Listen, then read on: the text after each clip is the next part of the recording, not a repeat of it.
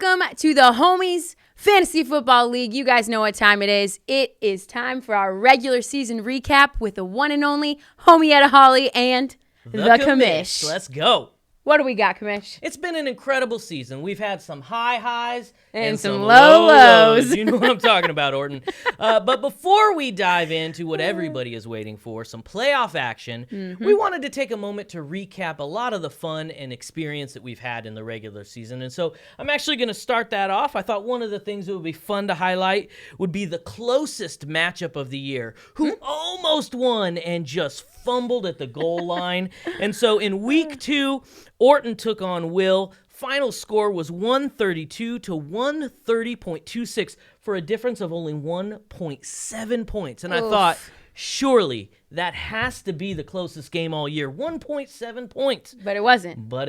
It wasn't. In week 14, the final week of the regular season, our co-commish Schmitty was taking on Matt, and Matt squeaked by Schmitty by 1.36 No points. way. 1.36 points for our closest matchup of the year. Sheesh. Well, our most points scored in a week also was a close one. Yeah? In week 5, Schmitty got 190.38 points, and we thought for sure that was going to be the most points scored in a week. But then in week 8, he came back with 190.46 points.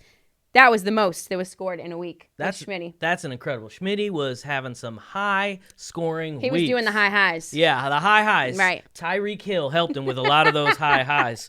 The biggest point differential in a week. Who blew out their opponent by an unfathomable margin? Who crushed their soul? Right. Well, it happened in week 6. 182.46 to 95 points. The commish utterly destroyed Carlos by 86 points. If you round up, 87-point victory. Right. That one on Monday, I didn't even have to worry about who I was playing. I was like, it is in the bag. Right. Carlos hit the low. Oh, yeah. He Another was in the low. Well, for the most points scored in the regular season, so in total. And this one comes with a $50 prize. Right. Whoever wins this, you get the $50 prize. And it was actually the tightest in history of the Homies Fantasy Football League. Can you believe it? That's saying something. Right. It was by 1 point. And I'm sure you know all about this. I'm a little aware. The commish came in with 2,064 points, and by 1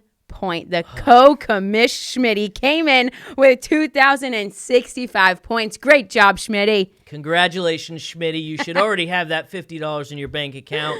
You got me, and you deserved it. You earned it. You beat me good. You beat everybody good. So congratulations on being our regular season most points scored victor. Yep. Well, before we hand it off to Schmitty to talk a little bit about the playoffs and what's coming up, I did just want to let Craig, Ryan, Carlos, and Zach know that you might as well turn this video off because you guys are not in the playoffs. And even though we expanded 8 teams in the playoffs, you're kidding. They still couldn't get the job done. You guys. Yeah. There's always next year. Yeah. I guess there is always next year. But it's been a great year. It's been an awesome regular season. I know that the postseason is what we live for, so everybody is excited. So with that in mind, Schmitty, take it away and give us a little postseason preview. Thanks, Commish, and welcome back, homies. It's time to get into our postseason preview here for the 2023 fantasy season. Now, it's been a long time. We haven't seen you guys since before the regular season started, but it's nice to know that in these 14 weeks, nothing's changed, same results. Your boy is still at the top, hashtag not rigged. Now, aside from the result that we've all basically come to expect at this point, let's take a look at the rest of the standings throughout the league and see where everybody else finished out. So if we take a look up here, we've got our 2 divisions, and as you can see, they were pretty freaking lopsided. I mean, all of your over 500 teams were all in the same division. It kind of made things pretty close when it came down to it. And things got wild in this final week because coming into week 14, we had 8 of our 12 teams at either 6-7 or 7-6. And it made for a wild finish at the end here, as you can see. So let's start off in the East.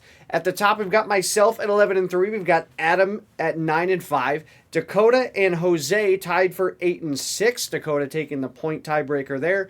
Will at 7 and 7, and Craig finishing out at 4 and 10. The East was absolutely loaded. We've got 5 of our playoff teams coming from that division, and now let's get into the West Division, or as some might like to look at it as the consolation division.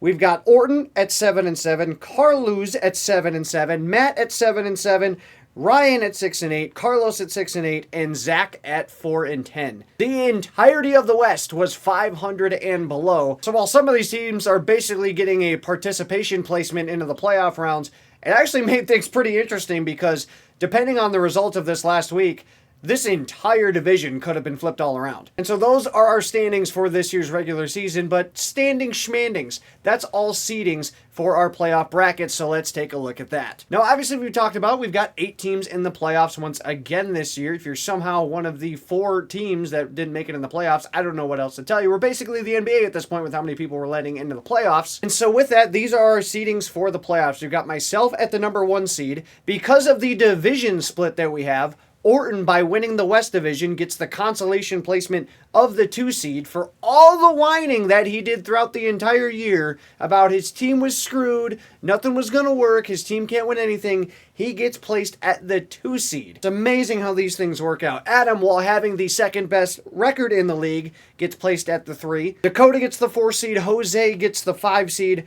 Carlos gets the 6 seed, Will gets the 7, and Matt sneaks in at the 8 seed with his last-second Monday night win against me in Week 14. Which is funny because that's going to lead to a rematch between us two this week. And so that'll make for a very interesting round 1 matchup here in the playoffs, but I think as Dakota's anus will tell you, it's tough to get me twice. For some of the rest of the matchups here in our playoff bracket, if we go down to the complete opposite side, Orton at the 2 seed will face Will, the 7 seed, Adam will face Carlos, the 3 and 6 seed, and Dakota will face Jose, the 4 and the 5 seeds. And obviously from there, the winner between myself and Matt will play the winner between Dakota and Jose. The winner between Orton and Will will play the winner between Carlos and Adam, and so on and so forth until we have our champion. Now, just a quick reminder on these payouts and what you're looking to get here at the end of the season. We already had our first $50 go to our top point getter in the regular season, that being, well, come on. But we've still got the rest of our prizes to go out, that being the 1, 2, and 3 finishes. Obviously, 1 and 2 will be determined in our championship matchup here in just a few weeks. Our 3rd seed matchup will be determined by the 2 losers of round 2. They will play each other. The winner of that game will be our 3rd place winner. So for those 8 teams in the playoffs, if you can win this week, you will have at least 2 chances to be able to go home with at least $150. And quite honestly, at this point, it's any man's game. We've run a regular season for 14 weeks. That's obviously all cumulative when it comes down to it. But now, it's one and done. We've all made it this far. Now, it's week to week. So if you're one of the 8 teams, best of luck to you. And if you're not,